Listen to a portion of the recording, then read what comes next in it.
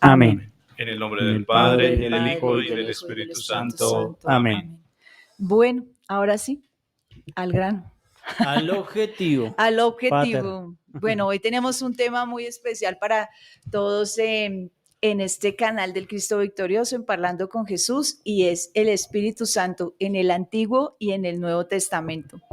Entonces, Padre, empecemos hablando de este Espíritu Santo.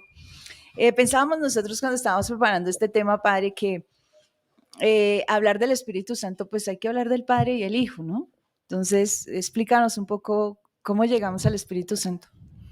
Bueno, nosotros sabemos ya, de pronto por la catequesis, sabemos muy bien que Dios se manifiesta en tres personas diferentes, en el Padre, en el Hijo y en el Espíritu Santo. Pero nosotros debemos darnos cuenta que son un solo Dios, ¿sí? Ahí como decimos en la definición de la Santísima Trinidad, ¿cierto? Que son tres personas diferentes y un Dios y un único Dios. Entonces, por eso las personas van manifestando unas misiones, unas tareas fundamentales que a través de las cuales Dios se hace presente en la historia del hombre, se hace presente desde el inicio, desde la creación. Entonces, por eso nosotros debemos darnos cuenta que cuando hablamos del Espíritu Santo es aquel Espíritu, aquella presencia, aquella persona de Dios a través de la cual Dios renueva, restaura la faz de la tierra.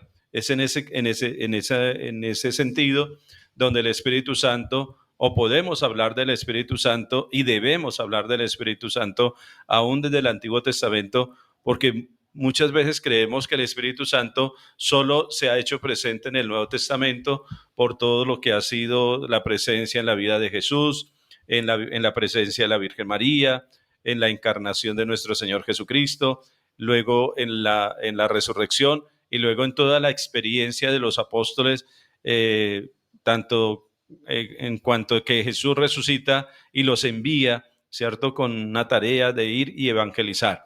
Entonces, por eso, pues nosotros debemos mirar también que la presencia del Espíritu Santo ha estado en toda la historia de la humanidad desde el primer momento de la obra creadora de Dios. Desde que el Señor nos dice aquí en Génesis 1:1-2, está nuestra presentación, y el Espíritu de Dios se movía sobre las aguas, ¿no?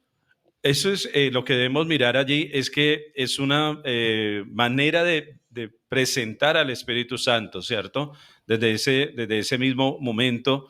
¿Por qué? Porque de una u otra manera, si nosotros vamos a tener en cuenta allí, dice, hagamos al hombre a nuestra imagen y semejanza, ¿cierto? Entonces, en ese capítulo 1 de Génesis, versículo 26, dice, hagamos. ¿A qué se está haciendo referencia allí? Está haciendo referencia fundamentalmente a la Santísima Trinidad. Allí estaba el Padre, el Hijo y el Espíritu Santo. Qué lindo escuchar todo esto, Padre, porque si nos damos de cuenta, toda la palabra de Dios es una fuente de sabiduría muy grande, ¿no? Sobre todo de teología, ¿no? Como tú lo sabes explicar muy bien. Y precisamente, pues, yo tenía esta cita bíblica separada, dice, en el principio creó Dios el cielo y la tierra era caos y confusión. Y así vive verdaderamente uno cuando no le ora al Espíritu Santo. Cuando uno no verdaderamente, como vos nos decís mucho tiempo, ¿qué tanto tiempo le dedicamos de oración al Espíritu Santo? No decir, Espíritu Santo, ilumíname y santifícame y chao. No. Eso no puede ser. Entonces, cuando uno se da cuenta de que le ora al Espíritu Santo, y como vos decías que en la formación, ser dócil y sensible. Cuando vos sos dócil y sensible al Espíritu Santo, trae orden a tu vida, se van esos caos, no tanto a lo alrededor, sino en ese caos mental, en ese caos emocional, en lo que puede estar pasando cualquier hermano, ¿no? Porque ahí es donde verdaderamente uno se da cuenta que falta Espíritu Santo. Por eso uno muchas veces, esa persona está mal espiritualmente. ¿Por qué? Porque está sumergida en un problema, en un dolor, en una desaveniencia. Dice, cuán importante es el Espíritu Santo en nuestra vida, pero también tan desconocido. Por eso habría que estudiar neumatología, es que se llama, ¿cierto? Y descuidado, ¿no? Porque el Señor lo decía al Padre en Génesis 1:26, dice, ahora hagamos al hombre a nuestra imagen, y somos imagen del Padre, ¿sí? Somos imagen del Padre Dios, y el Espíritu Santo siempre mora en nosotros, pero lo hemos como descuidado realmente, ¿no? Realmente no sabemos qué dice qué dice nuestro catecismo, qué dice nuestra iglesia y qué dice Dios en la palabra sobre el Espíritu Santo. Como decía el Padre César, no es solamente en el Nuevo Testamento, sino también en el Antiguo Testamento, que mora el Espíritu Santo, ¿no? Su unción se ve en la creación, por ejemplo. Pero, a ver, yo quiero que tengamos cuidado con esto porque cuando allí en Génesis 1:26 dice, hagamos al hombre a nuestra imagen, Sí. no solo esa imagen de Dios Padre, sino es a imagen de la Santísima Trinidad. Muy bien, es decir, Padre. a imagen del Padre, a imagen del Hijo y a imagen del Espíritu Santo. Y por eso a los niños y por eso a todas las personas hay que explicarles siempre en qué consiste esa imagen y semejanza de Dios. ¿Por qué razón?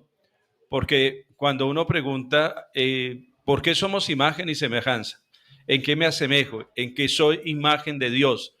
Entonces, ya si uno les dice esto a los niños o a los jóvenes, ellos se van a hacer la idea de que Dios tiene muchos rostros, de que Dios tiene muchas imágenes, ¿cierto? Entonces, unos peludos, Sí, otro sin ¿cierto? pelo. Otros, Esta es una imagen sí, desdibujada de Dios. entonces, deteriorada. Sí. Entonces, Pasaron los años. entonces Dios es, por ejemplo, y entonces, ¿qué pasaría con la mujer? ¿Cierto? Entonces las mujeres no serían imagen ni semejanza porque Dios pues crea al hombre. Entonces allí empiezan a crearse como algunas ideas que tenemos que explicar, ¿no? La imagen y la semejanza no hace referencia a la figura como tal o a un sexo, sino hace referencia a las características propias de Dios. Cuando estamos hablando de Dios, hablamos de la Santísima Trinidad, donde está el Espíritu Santo. ¿Por qué? Porque también tenemos que mirar, y ahorita nos devolvemos otra vez, pero Sí.